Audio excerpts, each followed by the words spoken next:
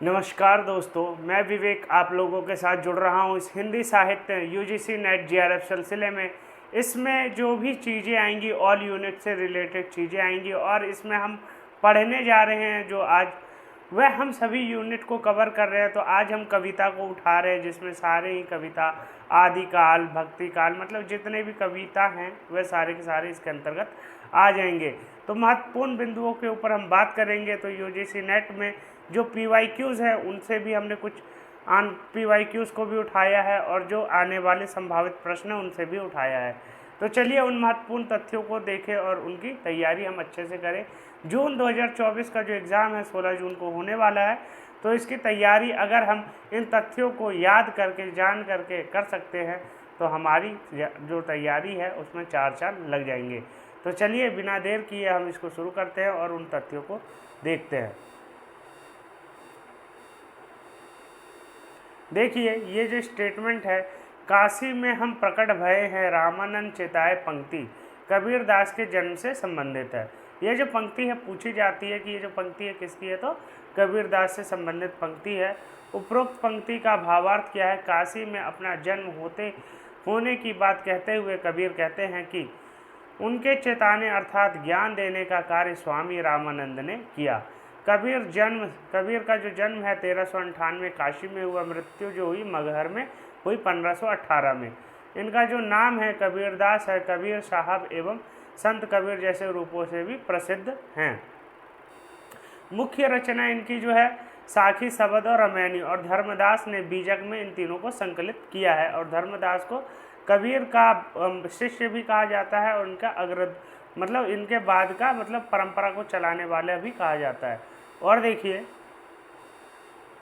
सूरदास का जो जन्म है 16वीं शताब्दी के भक्ति गायक और कवि थे जो अंधे थे। वह मुख्य रूप से ब्रज भाषा में कृष्ण की प्रशंसा में लिखे गए अपने कृतियों के लिए जाने जाते थे, जो अवधी के अलावा हिंदी के 2 साहित्यिक उपबोलियों में एक है। पहला है मुख्य रचनाएं अगर हम देखें सूरसागर, सूरसारावली, साहित्य लहरी और नल दमयंती। यह पूछी जाती है साहित्य लहरी किनकी रचना है, तो सूरदास की रचना है। गुरु रैदास जो कि मीरा के गुरु थे, एक निम्न जाति के चमड़े का काम करने वाले मीराबाई के उपदेशक थे। मलिक मोहम्मद जैसी हिंदी साहित्य के भक्तिकाल की निर्गुण प्रेमाश्रयी धारा के कवि थे। मुख्य रचनाएं अगर हम देखें जैसी की तो पद्मावत है, अखरावट है, आखिरी कलाम है, कहरनामा है, चित्ररेखा है और कान्हावत है। देखिए अब हम थोड़ा थोड़ा जैसी कामायनी के बारे में देखते हैं। कामायनी जो रचना है जयशंकर प्रसाद की रचना है, 1936 ईस्वी की रचना है और इसका जो मुख्य रस है शांत रस है। इसका जो छंद है ताटंक छंद है और 15 सर्ग हैं। चिंता, आशा, श्रद्धा, काम, वासना, लज्जा, कर्म, ईर्ष्या, ये सारे के सारे इसके क्या हैं, सर्ग हैं। तो टोटल 15 सर्ग हैं और पहला सर्ग है चिंता। तो ये पूछा जा सकता है कि पहला सर्ग कामायनी में कौन सा है, तो चिंता सर्ग है। मुख्य पात्र अगर हम देखें कामायनी में तो मनु है, श्रद्धा है, ईड़ा है और कुमार है। अगर विषय देखें तो स्त्री पुरुष की संरचना को समझाया गया है। प्रतीकात्मक रचना है, मनोभावों का पात्रों में रूपांतरण किया गया है। जो मन के भाव है उसी को पात्र के रूप में रूपांतरित कर दिया गया है इस काव्य में। और देखिए जयशंकर प्रसाद, जन्म 1889, मृत्यु 1937 ईस्वी,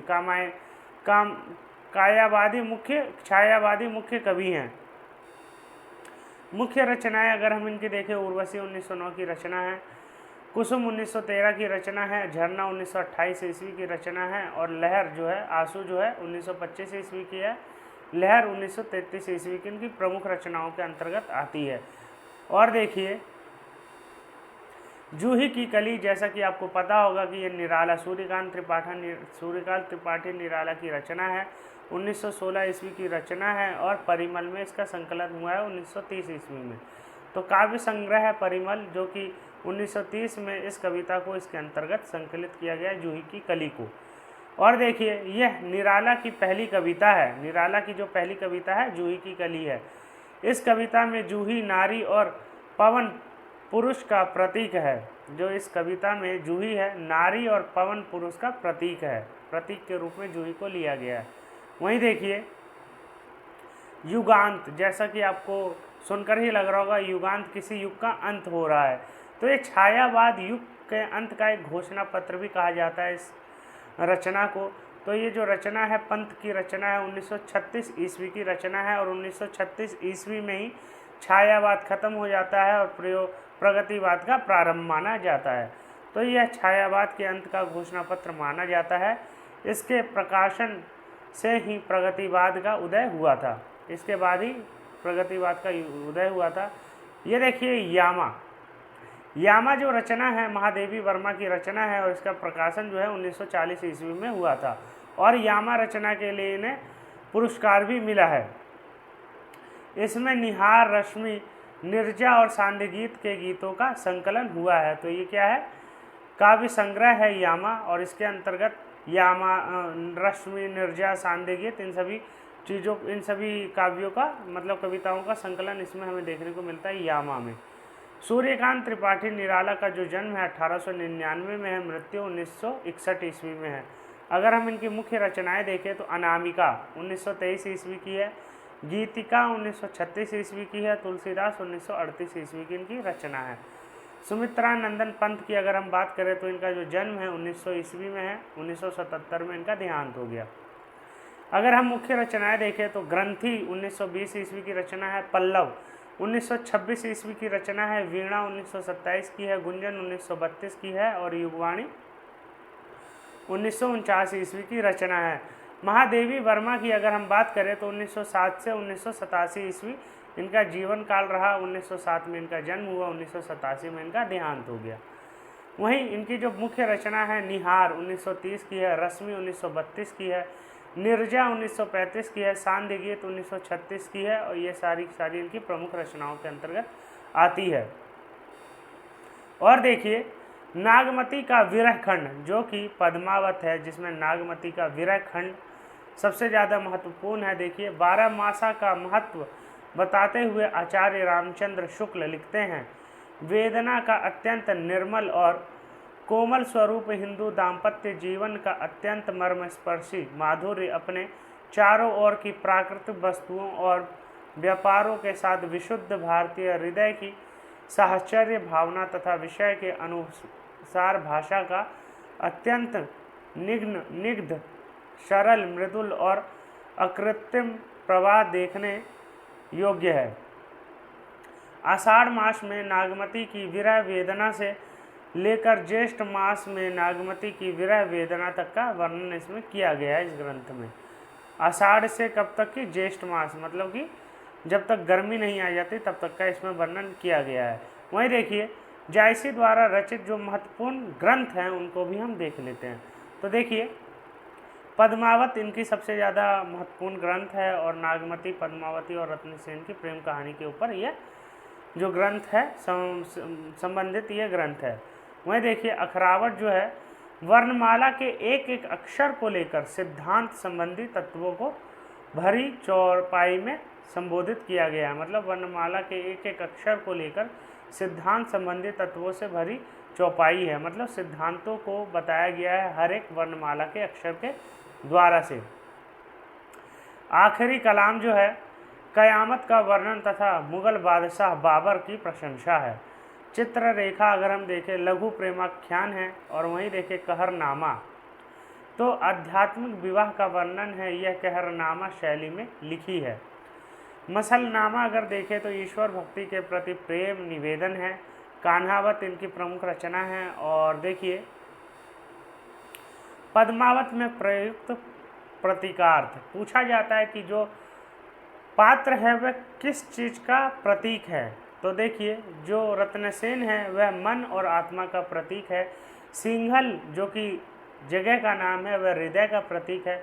पद्मावती श्रद्धा या सात्विक बुद्धि परमात्मा का प्रतीक है। जो पद्मावती है वह परमात्मा का प्रतीक है श्रद्धा और सात्विक बुद्धि के रूप में। वहीं जो हीरामल तोता है वह गुरु के रूप में है। नागमती दुनिया धंधा और सांसारिक बुद्धि है। राघव चेतन शैतान है। वहीं देखिए अलाउद्दीन जो है माया है। तो ये सारे प्रतीकार्थ हैं, इनको भी हमें याद करना चाहिए, ये पूछे जाते हैं। चित्ररेखा लघु प्रेमाख्यान है। और देखिए कहरनामा, ये जायसी की ही रचनाएं हैं जो कि हमने पीछे देख ली है, तो इनको हम बढ़ाएंगे और दूसरी चीज़ों को देखेंगे। अमीर खुसरो के बारे में हम देखते हैं। अमीर खुसरो का जो जन्म है 1255 ईस्वी में हुआ और 1325 में इनका देहांत हो गया। जन्म स्थान इनका है पटियाली एटा उत्तर प्रदेश में। मूल नाम इनका है अबुल हसन, उपनाम इनका है तुर्क-ए-उल्लाह। और इनके जो गुरु थे ख्वाजा मुइनुद्दीन चिश्ती। इन्हीं की मृत्यु पर इन्होंने एक काव्य लिखा था, गोरी सोवे सेज पर मुख पर डाले केस, चल खुसरो घर आपनो रैन भई बहुदेश। अमीर खुसरो की पहेलियाँ और मुकरियों में उक्ति व चित्र की प्रधानता है। तो ये पूछा जा सकता है कि इनकी पहेलियाँ और मुकरियों में किस चीज़ की प्रधानता है, तो उक्ति व चित्र की प्रधानता है। इन्होंने दिल्ली के सिंहासन पर 11 राजाओं को आरोहण देखा है। मतलब दिल्ली में इन्होंने 11 राजाओं को अदल बदल करते हुए देखा है कि मतलब कभी कोई राजा बन रहा, कभी कोई राजा बन रहा। तो इन्होंने दिल्ली पे शासन करने वाले 11 राजाओं को अपने सामने ही देखा है जीवन काल में। अगर हम इम्पोर्टेंट पॉइंट्स को देखें, पहेलियों को देखें, तो गोरी सुंदर पातरी, केहर काले रंग, 11 देवर छोड़कर चली जेठ के संग। तो ये जो पहेली है, ये पहेली है अरहर की दाल, इसका उत्तर है, जो कि इस पहेली का उत्तर है। तो हमें ये पता होनी चाहिए। और देखिए पहेलियों में गोरी सुंदर पातली, केहर काले रंग, 11 देवर छोड़कर चली जेठ के संग, जूता पहना नहीं समोसा खाया नहीं। जूता पहना नहीं, समोसा खाया नहीं, उत्तर क्या है, तला न था। वहीं देखिए लोहे के चने दांत तले पाते हैं उसको, मतलब लोहे के चने दांत तले पाते हैं, मतलब लोहे के चने भी आजकल खाए जा रहे हैं। किस तरह से, तो इसको भी हम देखते हैं। खाया वह नहीं जाता पर खाते हैं उसको, क्या चीज़, रुपया। जो रुपया होता है वो लोहे के सिक्के होते हैं ना, खाया तो नहीं जाता लेकिन उसको दांत के तले जैसे दबा के रखते हैं उस चीज़ को। तो वही बताने की कोशिश की गई है। इधर को आवे उधर को जावे, हर हर फेर काट वह खावे, ठहर रहे जिस दम वह नारी, खुसरो कहे वारे को आरी। तो क्या है, आरी जो होती है कभी आगे जाती है कभी पीछे जाती है और किसी भी चीज़ को काट देती है। तो वही है इसमें कहा गया है। और देखिए मुकरियों को अगर हम देखें, लिपट लिपट के वाके सोई, छाती से छाती लगा के रोई। तो देखिए इसका जो उत्तर होगा वह नहीं दे रखा है, तो आप इसको देख लेना। लिपट लिपट के वाके सोई, छाती से छाती लगा के रोई। तो इसको हमें पता होना चाहिए कि ये अमीर खुसरो की है। और देखिए अमीर खुसरो के बारे में देखते हैं। मैं हिंदुस्तान की तूती हूँ, अर्थात जो हिंदुस्तान का तोता या जुबान जो है कौन है, अमीर खुसरो खुद को मानते हैं। मैं हिंदुस्तान की तूती हूँ, अगर तुम वास्तव में मुझसे कुछ पूछना चाहते हो तो हिंदी में पूछो, जिसमें कि मैं कुछ अद्भुत बता सकता हूँ। ये स्टेटमेंट अमीर खुसरो की है और ये पूछी गई है, तो आ सकती है, संभावित है और इम्पॉर्टेंट भी है। तो इसको आप बिल्कुल ध्यान में कर लेना। और देखिए इधर को आवे उधर को जावे, ये आरी के बारे में, इधर को आवे उधर को जावे, हर फेर काट वह खावे, वो देखिए उस आरी के बारे में ही है। तो लिपट लिपट के वाका सोई, छाती के छाती लगा के रोई, दांत से दांत बजे तो ताड़ा, ए सखी साजन ना सखी जाड़ा। देखिए ये है इसका मुकरी का पूरा जो स्टेटमेंट है, ये पूरी है। और इसमें जो है जाड़े की बात की गई, ठंड की बात की गई है। वहीं देखिए शायरी, खुसरो की जो शायरी है, खुसरो बाजी प्रेम की, मैं खेलूँ पी के संग, जीत गई तो पिया मोरे हारी पिए के संग। मतलब जीतू भी तो पिया के संग, मरू भी तो, हारू भी तो प्रिया के संग ही। अब सुनबे गुलाब, भूल मत जो पाई खुशबू रंगो आब, खून चूसा खाद का तूने अशिष्ट, डाल पर इतरा रहा है कैपिटलिस्ट। तो ये जो कुकुरमुत्ता की पंक्तियां हैं और ये जो रचना है कुकुरमुत्ता, निराला की रचना है 1942 की। यहाँ पर गुलाब पूंजीवाद का प्रतीक है और कुकुरमुत्ता सर्वहारा अर्थात गरीब और शोषित वर्ग का प्रतीक है। कुकुरमुत्ता मशरूम को कहते हैं, तो आप ध्यान रखना कि कुकुरमुत्ता जो है मशरूम को कहा जाता है। गुलाब देखिए, गुलाब जो है शाहों, राजाओं और अफसरों का प्यारा है और वह सर्व साधारण से किनारे किए रहता है। कितनों को दुबला करके स्वयं मोटा होता है, वह कितनों का शोषण करता है, उसके जीने के ढंग में अहंकार झलकता है। इसके विपरीत कुकुरमुत्ता सर्वसाधारण का प्रतीक है। ये तो स्वतः ही उगते पलते हैं, न इन्हें अपनी सेवा के लिए किसी को गुलाम बनाने की ज़रूरत है, न किसी दूसरे का ये शोषण करते हैं। यहाँ कविता में कवि ने गुलाब के बहाने पूंजीपतियों के प्रति अपना आक्रोश व्यक्त किया है। और देखिए, कुकुरमुत्ता सूर्यकांत त्रिपाठी निराला की एक प्रसिद्ध लंबी कविता है, जिसमें कवि ने पूंजीवादी सभ्यता पर कुकुरमुत्ता के बयान के बहाने करारा व्यंग किया है। तो कुकुरमुत्ता जो है एक सिंबल लिया गया है गरीब लोगों का, और उसके बहाने जो अमीर लोगों को मतलब धिक्कार करने की कोशिश की गई, मतलब उनको थोड़ा आईना दिखाने की कोशिश की गई है। कुकुरमुत्ता गुलाब को सीधा भदेश अंदाज में संबोधित करता हुआ उसके सभ्यता की कलई उधेड़ता चला जाता है।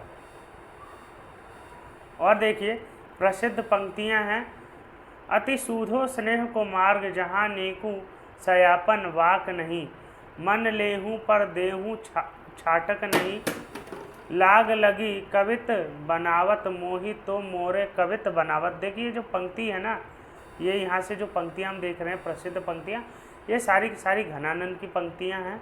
और ये जो पंक्ति है, मन लेहूँ पर देहूँ छटाए नहीं, ये देखिए ये वाला जो पंक्ति है, लोग लागी कवित बनावत, मतलब जो लोग हैं वे कविता बनाने में लगे हैं, लेकिन मुझको तो मेरी कविता मुझको बना रही है, मतलब कविता को मैं नहीं बना रहा, कविता मुझको बना रही है। ये घनानंद की बहुत ही ज़्यादा प्रसिद्ध स्टेटमेंट है। देखिए, अरसानी गही वह बानी कहूँ, सरसानी सो आनी नी रोहत है, ये सारी की सारी घनानंद की पंक्तियाँ हैं। काकी कूर कोकिला कहाँ को बेर काटती री, कूकी कूकी अबही करेजो किन कोरे रे, लोग हैं लागी कवित बनावत मोहे तो मोरे कवित बनावत, उगरो जग छाए रहे घन आनंद, चातक ज्यों तकिए अब तो अति सूधो स्नेह को मार्ग है, जहू नेकु सयापन बाक नहीं बिरह लीला। जयशंकर प्रसाद की देखिए रचना है। जन्म 1889 से 1937 ईस्वी, छायावादी युग के महत्वपूर्ण कवि हैं। रचनाएं अगर हम इनकी देखें तो उर्वशी 1909 ईस्वी की रचना है, वन मिलन 1909 की है, कानन कुसुम 1913 की है, प्रेम पथिक 1913 की है, चित्रधारा 1918 की है, झरना 1918 की है। तो ये सारी की सारी जो है प्रसाद की बहुत ही प्रसिद्ध रचनाएं हैं। आंसू 1925 की रचना है और सबसे ज़्यादा प्रमुख रचनाओं के अंतर्गत आता है। जयशंकर प्रसाद खंड काव्य है ये आंसू, और इसमें देखिए विरह प्रधान स्मृति काव्य है। इसके प्रथम संस्मरण में 133 छंद थे, इसके संशोधित संस्करण में 190 छंद हो गए और इसे हिंदी का मेघदूत कहा जाता है। तो आंसू जो कविता है उसको हिंदी का मेघदूत कहा जाता है। मेघदूत जो लिखा है कालिदास ने वह संस्कृत में है, लेकिन हिंदी का मेघदूत जो है आंसू कविता को कहा जाता है। सुमित्रानंदन पंत 1900 से 1977 ईस्वी। सुमित्रानंदन पंत हिंदी साहित्य में छायावादी युग के 4 प्रमुख स्तंभों में से एक हैं। इस युग को जयशंकर प्रसाद, महादेवी वर्मा, सूर्यकांत त्रिपाठी निराला और रामकुमार वर्मा जैसे कवियों का युग कहा जाता है। उनका व्यक्तित्व भी आकर्षण का केंद्र बिंदु था और वर्ण सुंदर, सौम्य और मुखाकृति, लंबे घुंघराले बाल और सुगठित शारीरिक सौष्ठव उन्हें सभी से अलग मुखरित करता था। तो जो सुमित्रानंदन पंत थे वो बहुत ही ज़्यादा सुंदर, सुशील और स्मार्ट व्यक्ति थे। उन्हें प्रकृति का सुकुमार कवि कहा जाता है, मतलब इतने ज़्यादा चॉकलेट बॉय जिसको हम कहते हैं ना आजकल, वैसे थे ये, अलग मुखरित करता है। सुमित्रानंदन पंत द्वारा रचित काव्यों को अगर हम देखें तो स्वर्णधुली, ग्रंथि, गुंजन, ग्राम्या, युगांत 1936 की रचना है और स्वर्ण किरण, ये सारी की सारी जो है इनकी प्रमुख रचनाएं हैं। अगर हम देखें कुछ कवि और रचनाएं। तो देखिए निराला के बारे में देखते हैं। निराला का जो जन्म है 1899 से 1961, 1899 में इनका जन्म हुआ, 1961 में इनका देहांत हो गया। अप्सरा 1931 की इनकी रचना है, उपन्यास है। अलका 1933 की रचना है, यह भी उपन्यास है। प्रभावती 1936 की रचना है, उपन्यास है। और निरुपमा भी 1936 की रचना है, और यह भी क्या है, उपन्यास है। तो हमें पता होने चाहिए निराला के कौन कौन से उपन्यास हैं। और देखिए महादेवी वर्मा, इनका जो जन्म है 1907 में हुआ, मृत्यु 1987 में। निहार इनकी रचना है, 1930 की कविता संग्रह है। रश्मि 1932 की है, कविता संग्रह है। निर्जा 1934 की है, कविता संग्रह है। और सांध्य गीत 1936 की रचना है, और ये भी कविता संग्रह ही है। प्रसाद का जन्म 1889 में और मृत्यु 1937 में। प्रेम पथिक कविता संग्रह है। कंकाल उपन्यास है। तितली उपन्यास है। इरावती भी क्या है, इनका उपन्यास है।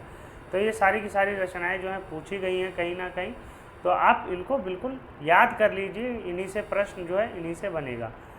देखिए रोया यक्ष की तुम रोए थे, ये पंक्ति है कविता की, और इसको मिलाना है कि ये किस कविता की पंक्ति है। तो ये जो पंक्ति है रोया यक्ष की तुम रोए थे, कालिदास की पंक्ति है, और कालिदास की पंक्ति है, ठीक है। तो ये जो कालिदास कविता है उसकी पंक्ति है। और देखिए कोय ने खुजलाई पाखे कई दिनों के बाद, अकाल और उसके बाद की जो कविता है उससे ये जो पंक्ति उठाई गई है। ये उपमान मैले हो गए कलगी बाजरे की, इससे उठाई गई पंक्ति है। बावड़ी को घेर डालो खूब उलझी है, तो ब्रह्म राक्षस कविता से ये पंक्ति उठाई गई है। तो ये हमें पता होना चाहिए। असाध्य बीना जो कविता है अज्ञे की काव्य है, इसमें जो मिथक है, जो कहानी है, वह कौन से देश की कहानी है। तो देखिए जापानी स्थान के मिथक पर आधारित असाध्य बीना की ये कहानी है। वहीं देखिए असाध्य बीना कविता की कथा का आधार जापान में प्रचलित एक लोक कथा है, जिसका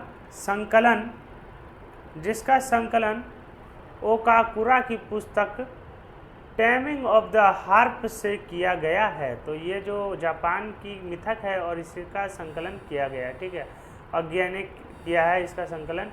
इस कथा के अनुसार एक जादूगर ने किरीट नामक विशाल वृक्ष से एक वीणा बनाई, ठीक है, जिसको केश कंबली नामक एक व्यक्ति आता है और वह उस वीणा को बजाता है।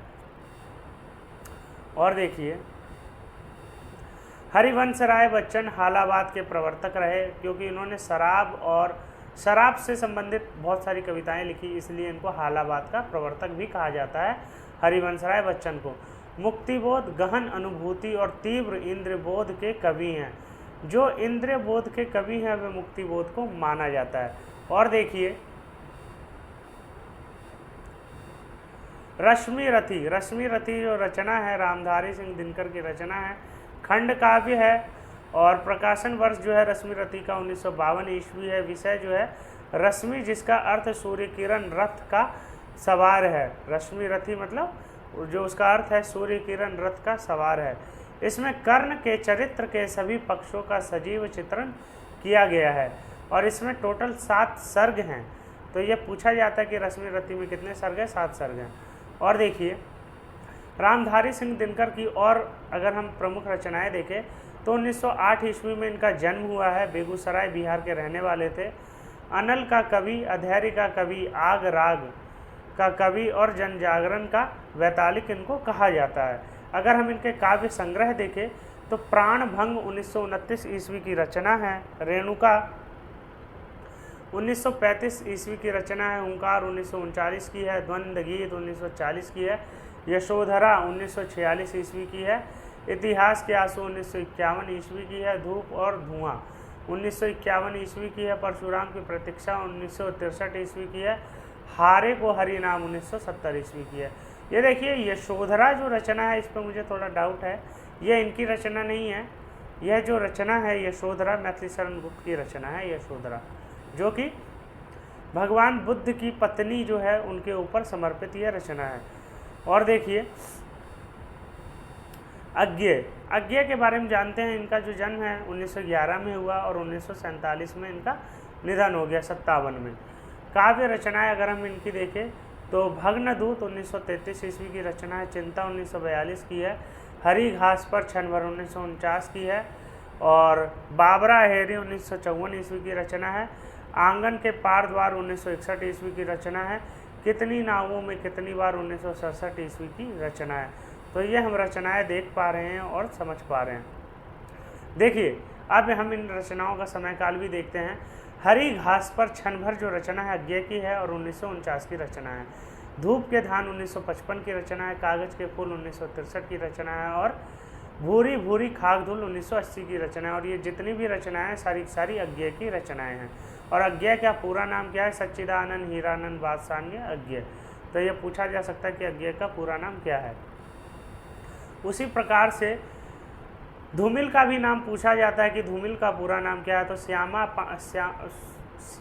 सुदामा पांडे धूमिल इनका पूरा नाम है। तो यह भी पूछा जा सकता है। और देखिए कुछ महत्वपूर्ण तथ्य जो कि हमें याद होनी चाहिए। नक्सलवाड़ी संसद से सड़क तक जो कविता संग्रह है उसमें संकलित है, 1972 में प्रकाशन हुआ इसका।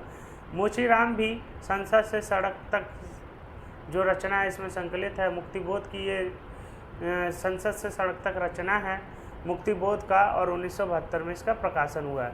अकाल दर्शन भी संसद के सड़क तक कविता संग्रह में संकलित है, 1972 की रचना है। रोटी और संसद कल सुनना मुझे इस कविता संग्रह में संकलित है और 1977 में इसका प्रकाशन हुआ है। और देखिए प्रकाशन वर्ष के अनुसार अगर हम देखें तो काठ की घंटियाँ 1959 ईस्वी की रचना है, मछली घर 1966 की है, जमीन पक रही है 1980 की है, खूटियों पर टंगे लोग 1982 ईस्वी की रचना है, और इन दिनों 2002 ईस्वी की रचना है। और देखिए कुछ महत्वपूर्ण तथ्य और देख लेते हैं। अन्य याद करने योग्य अगर हम रचनाओं को देखें तो ये है भूल गलती चांद का मुंह टेढ़ा है, 1964 ईस्वी की रचना है। और अंधेरे में लंबी कविता है, चांद का मुंह टेढ़ा कविता संग्रह में संकलित है, 1964 वाले में। और ब्रह्म राक्षस 1957 की। और ये जितनी भी रचनाएं हैं मुक्तिबोध की रचनाएं हैं, तो ये हमें पता होनी चाहिए। मुक्तिबोध का ही काव्य संग्रह है चांद का मुंह टेढ़ा है, और 1964 में इसका प्रकाशन हुआ था। उसी काव्य संग्रह में भूल गलती, अंधेरे में और ब्रह्म राक्षस का प्रकाशन जो है 1957 में हुआ था। तो ये जो महत्वपूर्ण बिंदु है मुक्तिबोध से संबंधित, ये हमको याद होने चाहिए। और आजकल जो प्रश्न बन रहे हैं वे आधुनिक कवि और उनकी रचनाओं से अधिक बन रहे हैं। ये जो पहले आदिकाल से भक्ति काल से इनसे प्रश्न बनाए जाते थे, अब बहुत ही ज़्यादा कम हो गए हैं। रीतिकाल से प्रश्न बनते हैं और आधुनिक काल से सबसे ज़्यादा प्रश्न बनाए जा रहे हैं। तो हमें जो काम करना है वह उपन्यास, कहानी और काव्य संग्रह और जितने भी आधुनिक काल के रचनाकार हैं उन पे ज़्यादा ध्यान देने की कोशिश करनी चाहिए, और भाषा विज्ञान और इन सभी चीज़ों को हमें देखने की आवश्यकता है। तो आज के लिए इतना ही। फिर मिलेंगे अगले यूनिट में नए चीज़ों के साथ, नए यूनिट के साथ और नए तथ्यों के साथ। जब तक के लिए धन्यवाद। और इसकी PDF जो है आपको मेरे साहित्य गुरु चैनल टेलीग्राम चैनल पर मिल जाएगी। उसके लिए आपको 1 रुपये भी देने की आवश्यकता नहीं है। जितने भी UGC से रिलेटेड इम्पोर्टेंट नोट्स हैं मेरे टेलीग्राम पर मैंने डाल रखे हैं, और आपको लास्ट टाइम रिवीजन के लिए बहुत ही ज़्यादा बेनिफिशियल होने वाला है। और ये जितने भी PDF फॉर्म में आप यहाँ पे स्लाइड्स देख रहे हैं, ये सारी PDF आपको वहाँ पे उपलब्ध कराई गई है। तो आपको किस टॉपिक पे अगली वीडियो चाहिए कमेंट करके बताइएगा ज़रूर, और अपना सपोर्ट बनाए रखिए और लाइक सब्सक्राइब ज़रूर कीजिए ताकि वीडियो जो है आप तक पहुंच पाए, और अपने दोस्तों के साथ भी शेयर कीजिए ताकि उनको भी अच्छी चीज़ें पता लगे और वह भी हमारे साथ जुड़ सके। तो आज के लिए इतना ही। धन्यवाद। फिर मिलते हैं अगली श्रृंखला में अगले तथ्यों के साथ, अगली वीडियो के साथ। धन्यवाद।